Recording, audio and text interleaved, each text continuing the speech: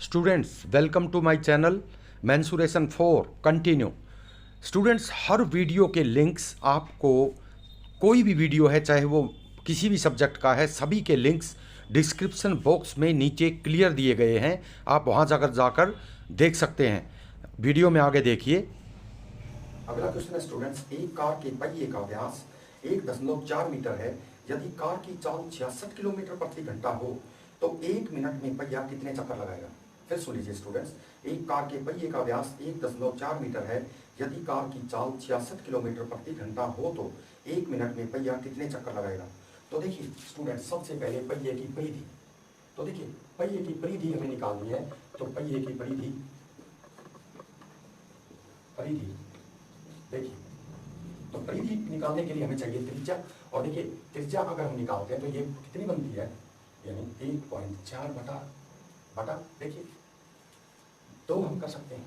यानी जो व्यास है बटे 2 करते हैं तो हमें क्या प्राप्त होती है, त्रिज्या प्राप्त होती है।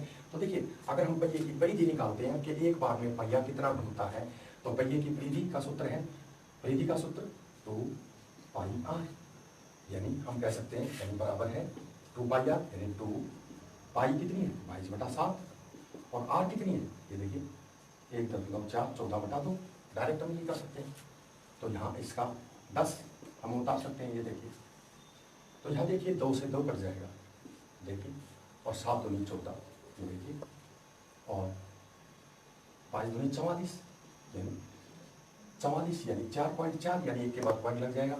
तो 4.4 देखिए 4.4 में चाहिए पहिए की परिधि 4.4 मीटर। तो परिधि जो एक बार में पहिया जो है 4.4 मीटर चलता है। अब देखिए यहाँ पर हमें देखना है कि पहिया जो है 60 मिनट में चलता है। देखिए कार की चाल है 66 किलोमीटर प्रति घंटा, तो पहिया 60 मिनट में चलता है। 60 मिनट में पहिया चलता है बराबर है 66 किलोमीटर, और मीटर कितना गुना में 1000। यानी हम कह सकते हैं कि 60 मिनट में पहिया चलता है 66 गुना 1000 मीटर।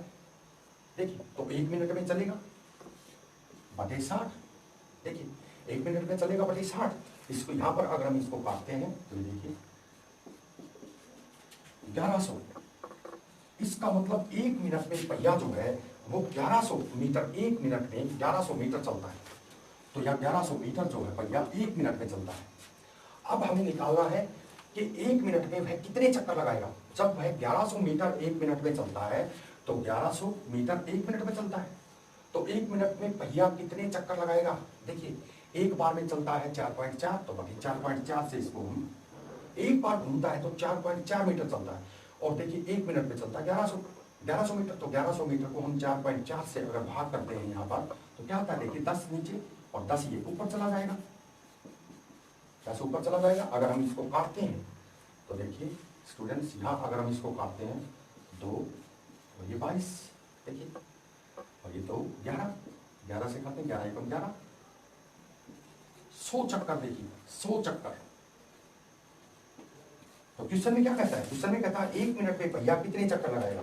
तो 1 मिनट में पहिया जो है वो 100 चक्कर लगाएगा। तो देखिए स्टूडेंट्स, इस तरह के क्वेश्चन जो है हम इस प्रकार से सोल्व कर सकते हैं, क्योंकि पहले पहिए की परिधि जो है हमें चाहिए थी। परिधि अगर हमें चाहिए थी तो 2πr, यानी 2πr में पुट किया तो एक बार घूमने का चक्कर घूमने में इसने यानी कितनी दूरी तय की 4.4 मीटर।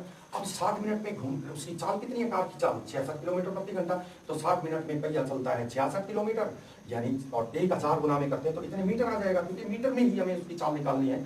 60 मिनट में चलता है 66 गुना 1000 और 1 मिनट में चलेगा बटा 60 करते हैं तो 1100 मीटर। 1 मिनट में 1100 मीटर चलता है और एक बार में चक्कर लगाता है 4.4 मीटर का, तो बटे करते हैं तो 100 चक्कर 1 मिनट में वो पहिया लगाएगा। अगला हमारा क्वेश्चन है स्टूडेंट्स, एक वर्ग का विकर्ण 6 मीटर लंबा है, इसका क्षेत्रफल ज्ञात करें। तो स्टूडेंट्स याद कीजिए, मैंने जब वर्ग के क्वेश्चन आपको करवाए थे तो उस समय बताया था कि जब वर्ग का विकर्ण दिया गया हो और क्षेत्रफल निकालना है, देखिए वर्ग जिसकी सभी भुजाएं बराबर हो, और वर्ग का विकर्ण क्या होता है, ये वर्ग का विकर्ण है। और वर्ग का विकर्ण अगर हमें निकालना है तो वर्ग का विकर्ण, देखिए यहाँ पे वर्ग का विकर्ण दिया हुआ है, क्वेश्चन में वर्ग का विकर्ण दिया गया है। एक वर्ग का विकर्ण जो है वो 6 मीटर है, 6 मीटर वर्ग का विकर्ण, तो उसका क्षेत्रफल याद कीजिए। तो मैंने आपको बताया था 1/2 गुना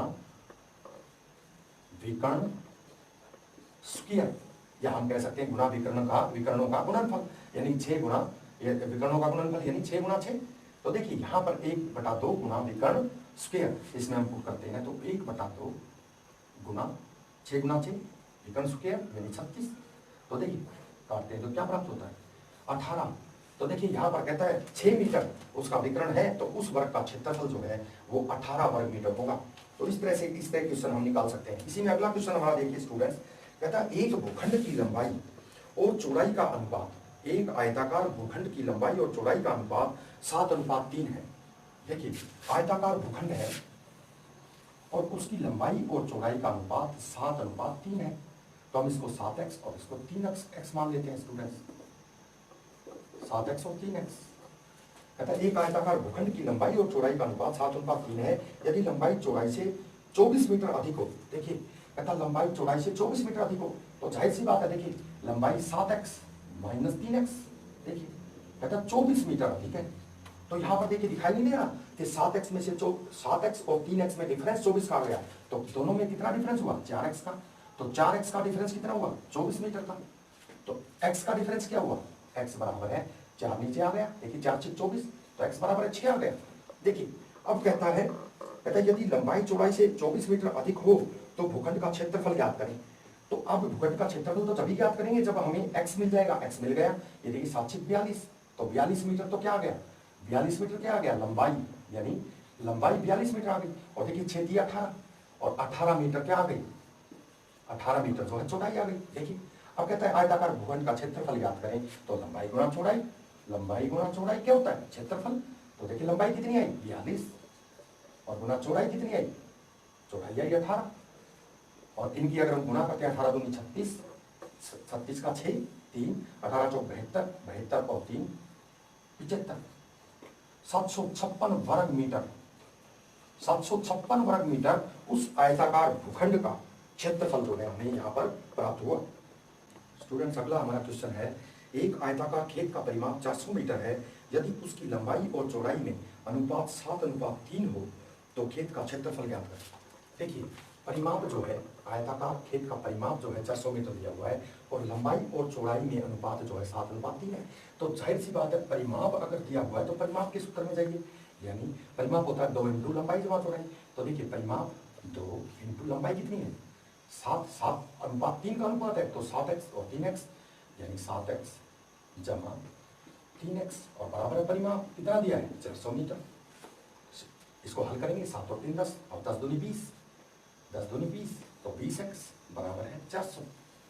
तो x क्या है x बराबर है 20। देखिए 400 के नीचे 20 आ जाएगा, 20 400, तो x यहाँ पर 20 आ गया। अब कहता है तो हो तो 7:3 हो तो खेत का क्षेत्रफल ज्ञात करें। देखिए एक आयताकार खेत का परिमाप 400 मीटर है, यदि उसकी लंबाई और चौड़ाई में अनुपात 7:3 हो तो खेत का क्षेत्रफल ज्ञात करें। अब x बराबर 20 आ गया, तो 20 7 140, देखिए 140 मीटर तो लंबाई आ गई, और देखिए 20 या 60 और 60 मीटर क्या आ गया 60 मीटर जो है चौड़ाई आ गई। तो चौड़ाई लंबाई गुना चौड़ाई क्षेत्रफल होगा, इस आयत का क्षेत्रफल लंबाई गुना चौड़ाई आप समझ सकते हैं। तो 140 गुना 60 अगर हम करते हैं तो 14 × 84 और 2 0, देखिए 8400 वर्ग मीटर, 8400 वर्ग मीटर जो है इस आयताकार खेत का क्षेत्रफल हमें प्राप्त होता है। उस अगला हमारा क्वेश्चन है स्टूडेंट्स, एक वर्ग का परिमाप 24 मीटर और दूसरे वर्ग का परिमाप 32 मीटर है, एक ऐसा वर्ग जिसका क्षेत्रफल इन दोनों वर्गों के क्षेत्रफल के बराबर हो का परिमाप क्या होगा। फिर सुन लीजिए स्टूडेंट्स, एक वर्ग का परिमाप 24 मीटर तथा दूसरे वर्ग का परिमाप 32 मीटर है, एक ऐसा वर्ग जिसका क्षेत्रफल इन दोनों वर्गों के क्षेत्रफल के बराबर हो का परिमाप क्या होगा। देखिए 2 वर्ग दिए गए हैं स्टूडेंट्स, ये देखिए 2 वर्ग,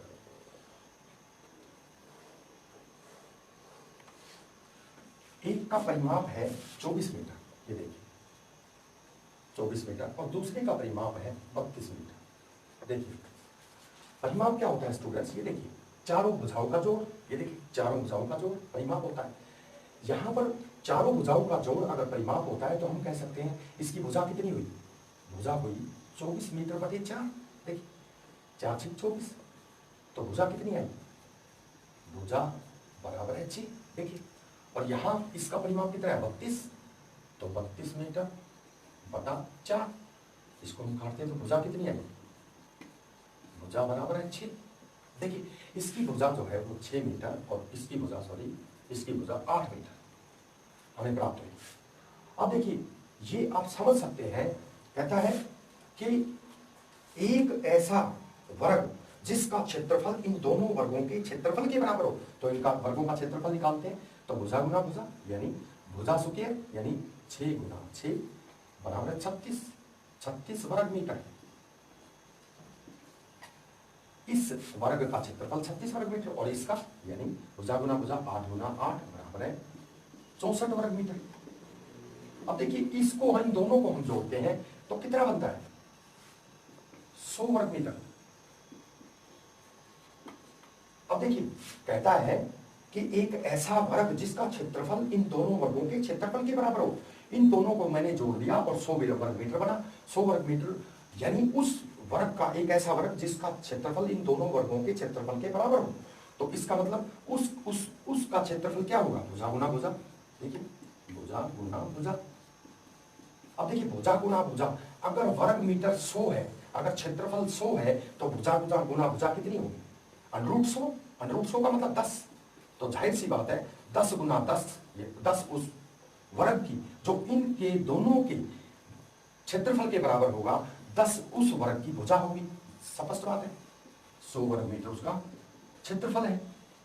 कहता है उसका परिमाप क्या होगा, तो परिमाप आप समझ सकते हैं, परिमाप यानी वो जो वर्ग बनेगा उसका परिमाप जब उसकी भुजा 10 है, ये देखिए भुजा जब उसकी 10 है तो 10 गुना 4 उसका परिमाप हो जाएगा। स्टूडेंट्स आज के वीडियो में इतना ही।